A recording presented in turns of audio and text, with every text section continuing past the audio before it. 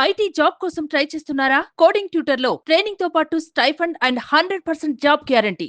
జయమ్మకు ఒకరి తర్వాత ఒకరు ఇలా వరుసగా 5 కూతుళ్లే జన్మించారు. కొడుకు కావాలని ఆ తల్లి ఎంతో ఆశపడింది. కానీ ఆ దేవుడు కనికరించలేదు. దీంతో ఆ మహిళ తమ బంధువులకు చెందిన 2 నెలల బాబుని తెచ్చుకుని పెంచుకుంది. కడుపును పుట్టకపోయినా కన్న కొడుకులా చూసుకుంది. ఇంతేకాదు పెరిగి పెద్దవాడు కావడంతో పెళ్లి కూడా చేసింది. కానీ ఇవన్నీ మరిచిపోయి మమకారం మరిచిన ఈ పెంపుడు కొడుకు ఎవరూ ఊహించిన ఘోరాన్ని కొడిగట్టాడు. తాజాగా హైదరాబాద్లో వెలుగు చూసిన దారుణ ఘటన స్థానికంగా తీవ్ర కలకలంగా మారుతోంది. అసలు ఈ ఘటనలో ఏం జరిగింది? ఈ యువకుడు చేసిన ఘోరం ఏంటి? దీని వెనకాల అసలు ఏం జరిగిందో ఇప్పుడు తెలుసుకుందాం.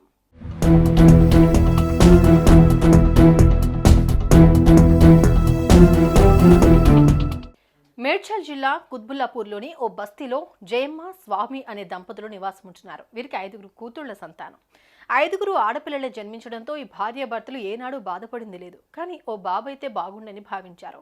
ఇందుకోసం బంధువులకు చెందిన ఓ 2 ఏళ్ల అబ్బాయిని తెచ్చుకుని వేణు అని పేరు పెట్టుకుని అల్లారు ముద్దుగా పెంచుకున్నారు. అలా 10 ఏళ్ల తర్వాత జయమ్మకు ఓ కుమారుడు జన్మించాడు. తన కడుపున కొడుకు పుట్టాడని వేణుపై ఆమెకు మమకారం నలుసంత కూడా తగ్గలేదు. అదే ప్రేమ, మమకారంతో అతడిని పెంచింది. అలా కొన్నాళ్ల తర్వాత జయమ్మ వేణుకి ఓ మహిళతో వివాహం జరిపించింది. కొన్ని రోజులకి ఈ దంపతులకు 2 పిల్లలు కూడా జన్మించారు.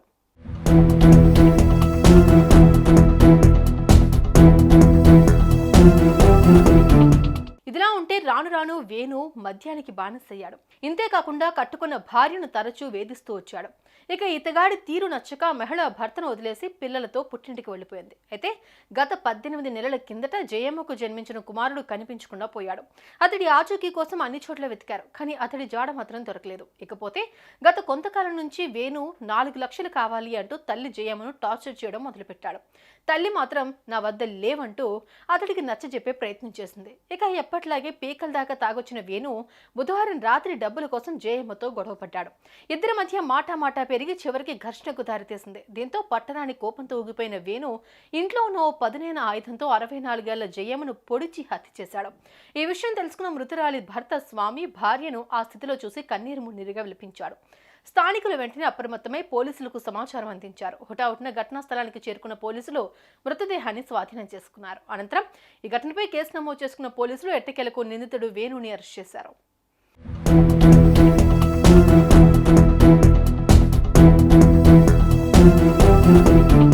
చూశారుగా, వేణు కాదు ఈ దుర్మార్గుడు ఎంతటి దారుణాన్ని కొడిగట్టాడో.